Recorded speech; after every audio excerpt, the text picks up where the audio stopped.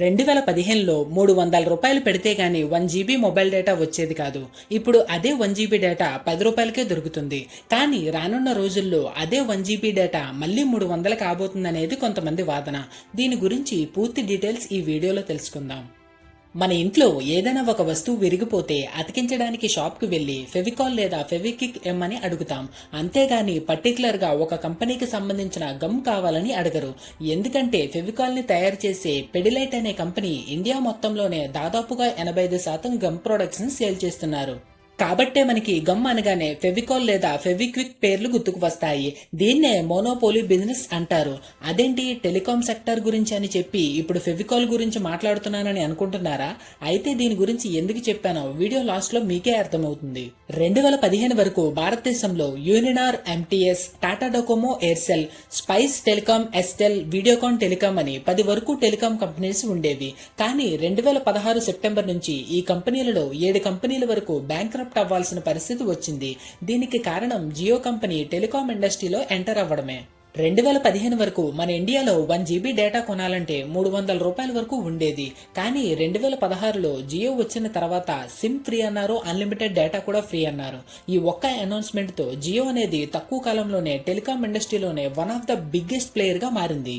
కానీ అప్పటి వరకు 300 రూపాయలు ఉన్న డేటాను కూడా మనందరికీ ఎందుకు ఫ్రీగా ఇస్తున్నారని ఎవరూ ఆలోచించలేదు.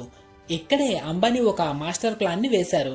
అదేంటంటే జనాల్లో ఇంటర్నెట్ వాడకం అనేది ఎలా అయినా పెంచాలి. అలాగే అప్పటి వరకు ఉన్న టెలికాం కంపెనీస్ అన్నిటికంటే తన కంపెనీ జనాలకి ఎక్కువ రీచ్ అవ్వాలనే ఉద్దేశంతో ఫ్రీ కాల్స్, ఫ్రీ మొబైల్ డేటాని అనౌన్స్ చేశారు. ఎందుకంటే మన ఇండియాలో ఫ్రీ అనే మాటకు ఉన్న క్రేజ్ ఇంకా దేనికి ఉండదు కాబట్టి.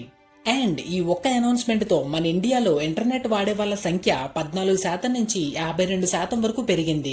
అలాగే జియో అనేది హైయెస్ట్ టెలికాం సబ్స్క్రైబర్స్ ని సంపాదించుకుంది. కానీ స్టోరీ ఇక్కడతో అయిపోలేదు. అసలు కథ ఇప్పుడే మొదలయ్యింది. అలా జియో ఫ్రీ అనౌన్స్మెంట్ దెబ్బకి 10 కంపెనీలు కాస్త 4 కంపెనీలకు పరిమితమయ్యింది. అండ్ ఇందులో కూడా 2 లీడింగ్ కంపెనీస్ ఉన్నాయి. ఒకటి జియో, 2 ఎయిర్టెల్. ఎప్పుడైనా బిజినెస్ అనేది డిమాండ్ అండ్ సప్లై మీద డిపెండ్ అయి ఉంటుంది. ఒకటి కొనేవాడు, రెండోది అమ్మేవాడు. సో ఇప్పుడు ఇండియాలో ఇంటర్నెట్ కి అలవాటు పడిపోయి కొనేవాళ్ళు 54% అంటే 70 కోట్ల మంది పైగానే ఉన్నారు. కానీ అమ్మేవాళ్ళు మాత్రం మేజర్ గా ఇద్దరే ఉన్నారు. సో ఒకప్పుడు 10 మంది కాంపిటేటర్స్ తో ఉన్న ఈ టెలికాం ఇండస్ట్రీ ఇప్పుడు మోనోపోలీ ఇండస్ట్రీగా మారిపోయింది. అందుకే వీడియో స్టార్టింగ్ లో ఈ మోనోపోలీ గురించి చెప్పడం జరిగింది.